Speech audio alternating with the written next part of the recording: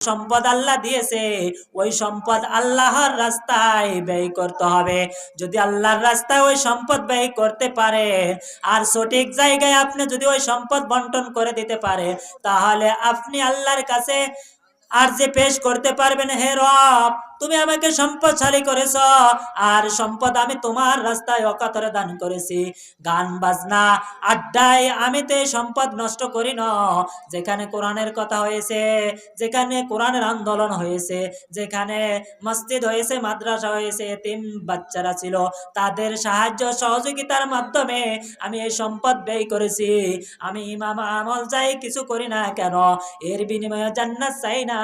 তুমি আমাকে যে সম্পদ দিয়েছ, ওই সম্পদ যে তোমার রাস্তা দিয়েছি, এর উসিলা করে আমার নাজাতের ব্যবস্থা করে দাও। বলেন সুবহানাল্লাহ।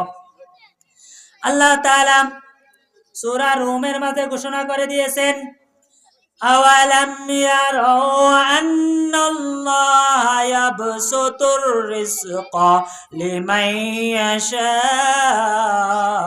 ওয়া ইয়াকদির ইন্না ফি যালিকা লাআয়াতিল লিকাওমিন ইউমিনুন। মানুষ কি লক্ষ্য করে না, আল্লাহ যার ইচ্ছা রিজিক প্রশস্ত করে দেন এবং যাকে ইচ্ছা সংকীর্ণ করে দেন। আল্লাহ তাআলা বলতেছেন মানুষকে এটা লক্ষ্য করে না, সকালে আমির বিকালে ফকির, কারণ আমি যাকে ইচ্ছা রাজত্ব দান করি। আল্লাহ তাআলা বলছেন, কুলিল্লাহুম্মা মালিকাল মুলকু তুতিল মুলকা মান তাশা ওয়া তানজিউল মুলকা মিম্মান তাশা ওয়া তুইজ্জু মান তাশা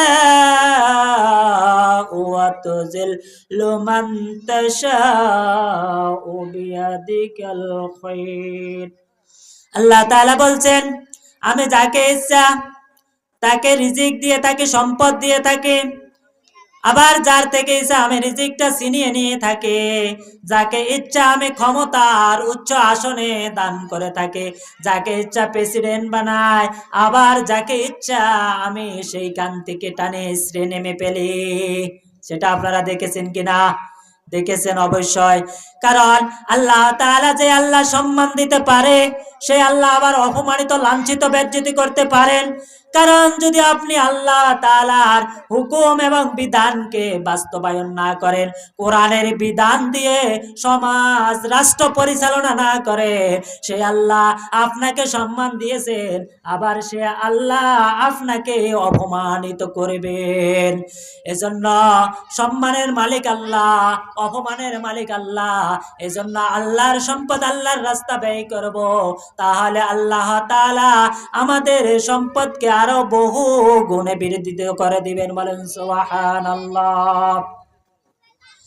এরপর আল্লাহ তাআলা বলছেন, যাকে ইচ্ছা সংকীর্ণ জীবন দান করে, এতে বিশ্বাসীদের জন্য রয়েছে অনেক আয়াত বা নির্দেশন। আল্লাহ তাআলা বলেন, যারা বিশ্বাসী তাদের জন্য আমার পক্ষ থেকে রয়েছে সুসংবাদ। যাদেরকে আমি রিজিক দিয়েছি, সেই রিজিক সঠিকভাবে ব্যয় করবে, তাদের জন্য আমার পক্ষ থেকে সুসংবাদের ব্যবস্থা রয়েছে। বলেন সুবহানাল্লাহ। আল্লাহ তাআলা সূরা ফুরকানের মাঝে ঘোষণা করেছেন, ওয়াল্লাযীনা ইযা আনফাকু লাম ইউসরিফু ওয়া লাম ইয়াকতুরু ওয়া কানা বাইনা যালিকা কাওয়াম।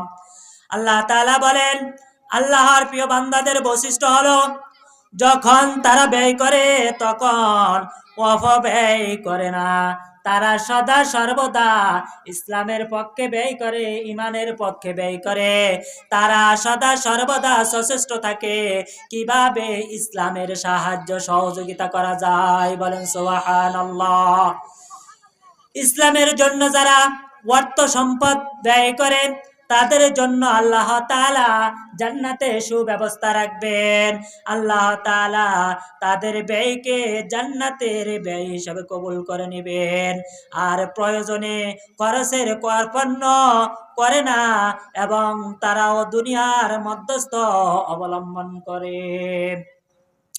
আল্লাহ তাআলা এজন্য সূরা বাকারার 261 আয়াতে ঘোষণা করেছেন, মাসালুল্লাযীনা ইউনফিকুনা আমওয়ালাহুম ফি সাবিলিল্লাহ, যারা আল্লাহর পথে সম্পদ খরচ করে তাদের উপমা এমন একটি বীজের মতো। বলেন সুবহানাল্লাহ। যা বের হয় 7টি শীষ থেকে। আপনি কয়টা সোয়াবিন বপন করেন একটা গাতির ভিতরে? একটা সোয়াবিন। আর ওই সোয়াবিন থেকে অনেকগুলা সোয়াবিনের বীজ আপনি পান কিনা? আপনি যদি 2-4টা দান বপন করেন, এটা থেকে অসংখ্য দান আল্লাহ রাব্বুল আলামিন আপনাকে উপহার দেয় কিনা? দেন। আল্লাহ তাআলা বলেন, যারা এই কোরআনের জন্য, যারা ইসলামের জন্য সম্পদকে দিয়ে দিবে, আল্লাহ তাআলা তাদেরকে এইভাবে ইসলামের জন্য ওই সম্পদটা দেওয়ার কারণে তাদের সম্পদের মাঝে আল্লাহ রাব্বুল আলামিন বারাকা নাজিল করে দিবেন। বলেন সুবহানাল্লাহ। আর তাদের সম্পদকে বহু গুণে বৃদ্ধিত করে দেবেন। আল্লাহ তাআলা সেই কথাটা সূরা বাকারার 261 নং আয়াতে ঘোষণা করেছেন। আর প্রতিটি শীষ হতে উৎপন্ন হবে 100 দানা। আর আল্লাহ যাকে চান তাকে আরো বাড়িয়ে দেন। বলেন সুবহানাল্লাহ। আল্লাহ প্রাচুর্যময় ও সর্বজ্ঞ। বলেন সুবহানাল্লাহ। আল্লাহ তাআলা সূরা বাকারার পরের আয়াতে ঘোষণা করেছেন, ওয়াল্লাযীনা ইউমিনুনা বিমা উনজিলা ইলাইকা ওয়া মা উনজিলা মিন ক্বাবলিক, মুত্তাকিরা ঈমান রাখে আপনার প্রতি যা নাজিল হয়েছে তার উপর। বলেন সুবহানাল্লাহ। তাহলে মুত্তাকিদের ঈমান সর্বদা কিসের উপরে? যেটা আল্লাহ তাআলার পক্ষ থেকে নাজিল হয়েছে, আল কোরআন। ওই কোরআনের উপরে মুত্তাকিরা দৃঢ় বিশ্বাস রাখে, ঈমান রাখে। আর মুত্তাকি তারাই হবে যারা হিদায়াতের সুপথ প্রাপ্ত হবে। বলেন সুবহানাল্লাহ। আর আপনার পূর্ববর্তী নবী রাসূলগণের উপর যা নাজিল হয়েছে তাতেও তারা বিশ্বাসী।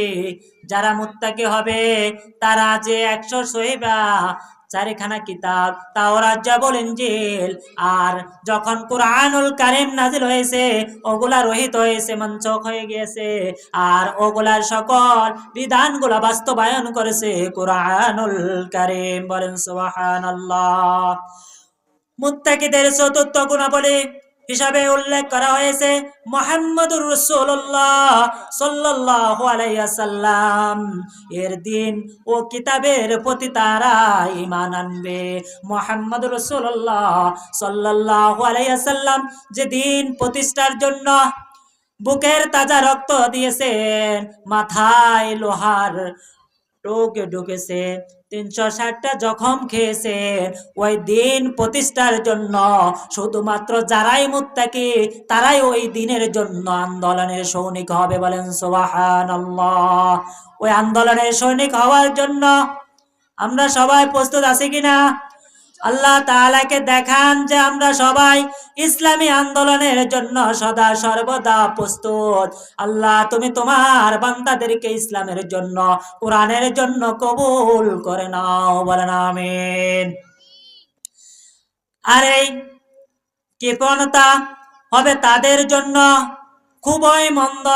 যারা মুত্তাকি হবে তারা কার্পণ্য করবে না, যারা মুমিন হবে তারা কার্পণ্য করবে না, যারা মুনাফিক হবে শুধুমাত্র তারাই কার্পণ্য করবে।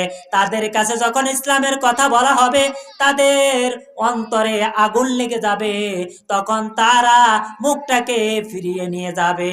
বলেন নাউজুবিল্লাহ।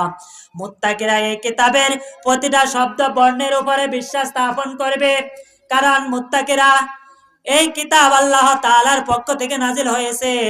আর এই কিতাবে যতটা আয়াত আছে, যতটা শব্দ আছে, যতটা বর্ণ আছে, সবগুলার উপরে মুত্তাকিরাই শুধুমাত্র বিশ্বাস স্থাপন করবে। বলেন সুবহানাল্লাহ। আল্লাহ তাআলা নিজেই ঘোষণা করে দিয়েছেন, ইন্না নাহনু নাযালনা যিকরা ওয়া ইন্না লাহু লাহাফিজুন। এই জিকির, আল্লাহ তাআলার কাছে সর্বোত্তম জিকির হলো কোরআন তেলাওয়াত। আমি নাজিল করেছি এবং আমি এর সংরক্ষণের দায়িত্ব নিয়ে নিয়েছি। বলেন সুবহানাল্লাহ। আল্লাহ তাআলা সূরা আলার মাঝে ঘোষণা করেছেন, ইন্না হাযা লাফি সুহুফিল উলা সুহুফি ইব্রাহিম ওয়া মূসা। আল্লাহ তাআলা বলেন, এই সকল আলোচনা পূর্ববর্তীদের কিতাবে বর্ণিত হয়েছে মূসা ও ইব্রাহিমের সহিফায়। বলেন সুবহানাল্লাহ। আল্লাহ তাআলা আমাদের সকলকে মুত্তাকির গুণে গুণান্বিত হওয়ার তৌফিক দান করুন। বলুন আমিন। আল্লাহ তাআলা সূরা আরাফের মাঝে ঘোষণা করেছেন, قل يا أيها الناس إني رسول الله إليكم جميعا। আল্লাহ তাআলা বলেন, হে নবী, আপনি ঘোষণা দিন, হে মানব মণ্ডলী, আমি তোমাদের সকলের জন্য রাসূল হয়ে এসেছি। বলেন সুবহানাল্লাহ। তাহলে আল্লাহ তাআলা নিজে তার নবীকে শিখিয়ে দিচ্ছে যে, হে নবী, আপনি ঘোষণা দেন, আপনার ঘোষণা দিয়ে বলেন যে, আকাশ মণ্ডলী, মানব মণ্ডলী, আমি তোমাদের জন্য মহান রবের পক্ষ থেকে রাসূল হিসাবে প্রেরিত হয়েছি। আল্লাহ তাআলা সূরা সফে ঘোষণা করেছেন, ওয়াইয ক্বালা ঈসা ইবনে মারইয়াম ইয়া বনি ইসরাঈল। স্মরণ করো যখন ঈসা ইবনে মারইয়াম তার জাতিকে বলল, হে বনি ইসরাঈল, আমি তোমাদের নিকট রাসূল হয়ে এসেছি। বলেন সুবহানাল্লাহ। আল্লাহ তাআলা সূরা বাকারায় ঘোষণা করেছেন, ওয়া বিল আখিরাতি হুম ইউকিনুন।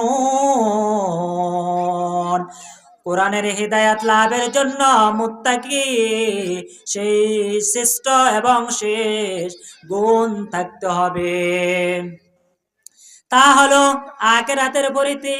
আখিরাতের প্রতি দৃঢ় বিশ্বাস স্থাপন করা। মুত্তাকিরাই কেবলমাত্র আখিরাতের প্রতি দৃঢ় বিশ্বাস স্থাপন করবে। মৃত্যুর পর থেকে শুরু হয় আখিরাতের জীবন, আর সেই জীবনের সফল শুরু হয় মৃত্যুর মাধ্যমে। যখন মালিকার মউত এসে যায়, তখনই আখিরাতের জীবন শুরু হয়ে যায়। আখিরাতের বিষয়টি জ্ঞান বুদ্ধির অগাধের জন্য আমাদের নির্ভর করতে হবে ওহীর মাধ্যমে, ওহীর জ্ঞানের উপর এবং বিশ্বাস করতে হবে সুদৃঢ়ভাবে। আল্লাহ তাআলা কুরআনুল কারীমে সূরা নামলে ঘোষণা করেছেন, বালদারাকা ইলমুহুম বিল আখিরাতি বাল হুম ফি শাক্কিম মিনহুমা। আখিরাত সম্পর্কে চিন্তা করতে গিয়ে তাদের জ্ঞান বুদ্ধি সে হারিয়ে ফেলে, তাই তারা সন্দেহ করে এবং এই বিষয়ে তারা প্রকৃত অন্ধ। বলেন নাউজুবিল্লাহ। আখিরাত সম্পর্কে যারা চিন্তা করতে গিয়ে তাদের জ্ঞান বুদ্ধি সে হারিয়ে ফেলে, তারা সন্দেহ করে এবং এই বিষয়ে তারা প্রকৃত অন্ধ। বলেন নাউজুবিল্লাহ। আখিরাতের বিষয়ে আল্লাহর ওহীর একমাত্র জ্ঞানের উৎস কুরআনুল কারীমে প্রায় প্রতিটি পৃষ্ঠায় আখিরাতের বিষয়ে আলোচনা রয়েছে। আখিরাতের বিষয় রচিত হয়েছে অসংখ্য কিতাবে, কেননা আখিরাতের প্রতিটি পর্যায়ে একটি আলোচনার সমুদ্র। বলেন সুবহানাল্লাহ। যারাই প্রকৃত মুমিন তারাই কেবলমাত্র আখিরাতের প্রতি বিশ্বাস স্থাপন করে। বলেন সুবহানাল্লাহ।